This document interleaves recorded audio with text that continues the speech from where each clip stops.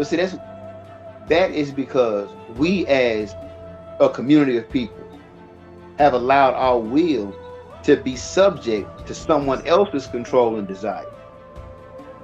And we have done that because we as a community of people don't have our own objectives. We don't have our own agendas in mind. We have been So, taught to perpetuate their power instead of establishing our own. so we chasing after a dream that they have put out there, this American dream, which is also nothing more than an illusion that basically leads us into systemic poverty, incarceration, and death. Exactly. And this is what we are chasing while they are living in prosperity. Yep. They know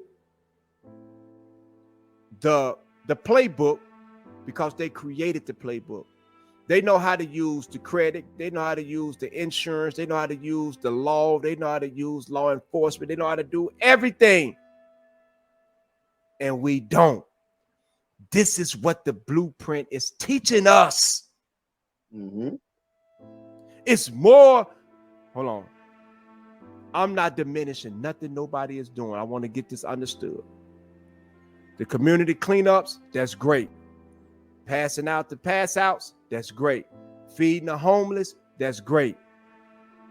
All that is great things because it's part of our community and you need it.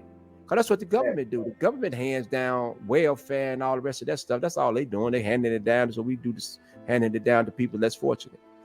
But we got to start thinking on a higher level. See, the things that we doing right there, that's called social development.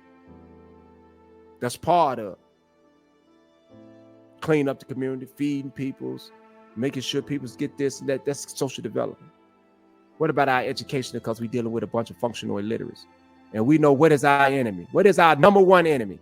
Illiteracy. Illiteracy.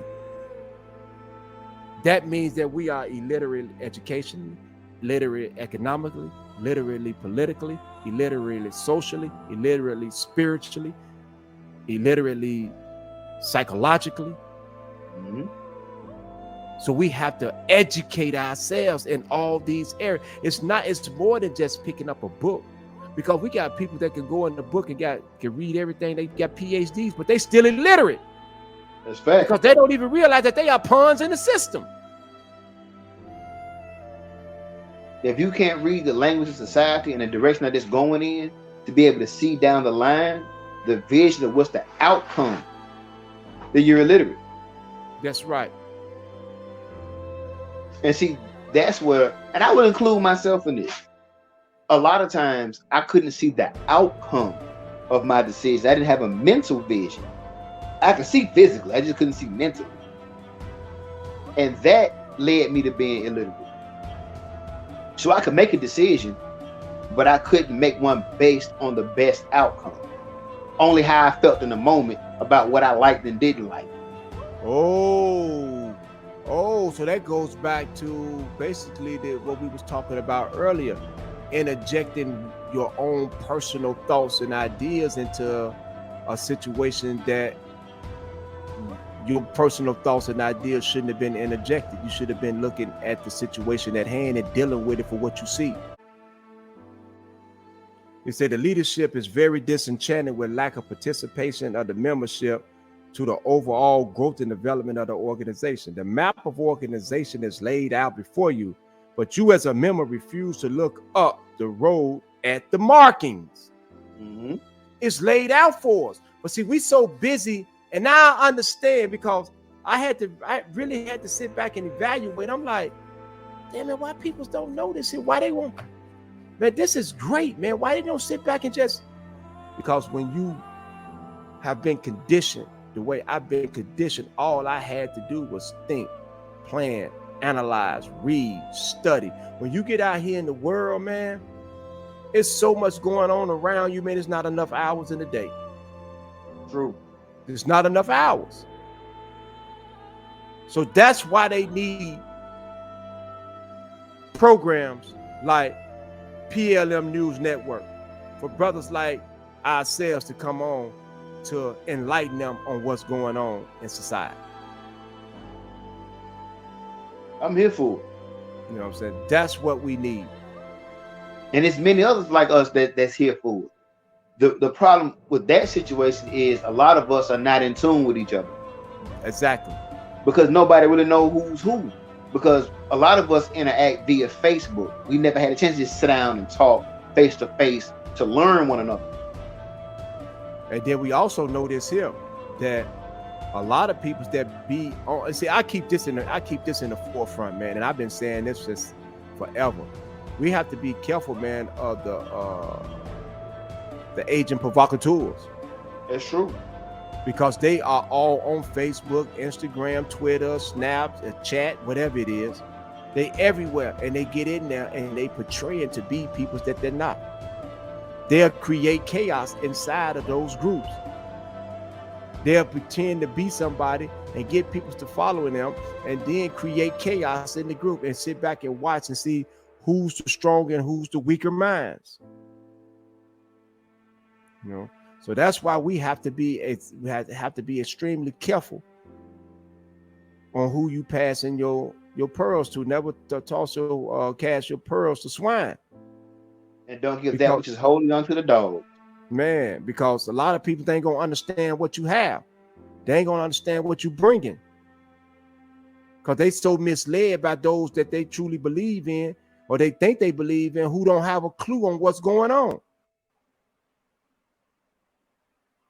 That's true. So, you know, my brother, this been excellent, man.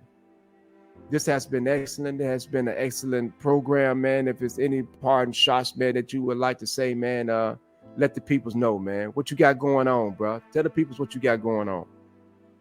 Well, in the state of Maryland, we recently developed a nonprofit called the Growth and Development School of Awareness, Community Outreach, to where we would be actively involved in the community with what things you just spoke of, such as the giveaways, you know what I'm saying, feeding the homeless, clothes drives, and so forth.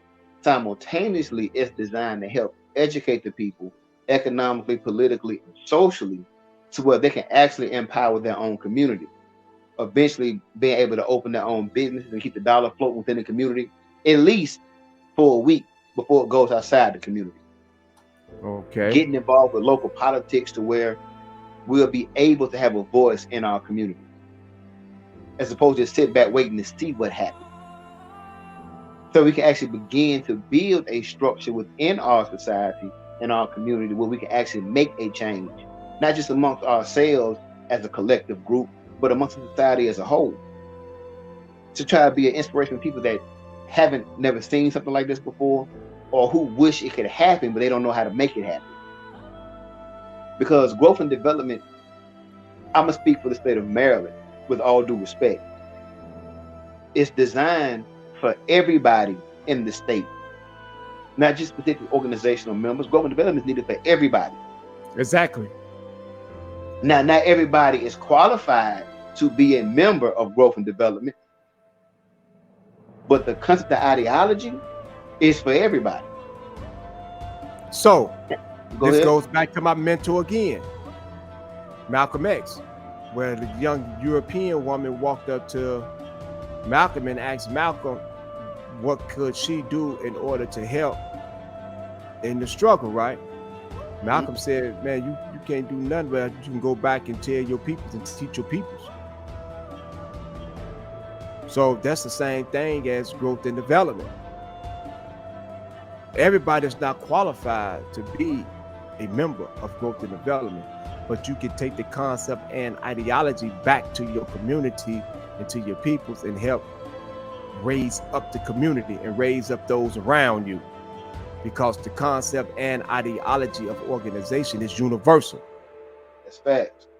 You know, those 6 principles, love, life, Lord, and knowledge, wisdom, and understanding, are universal laws of existence.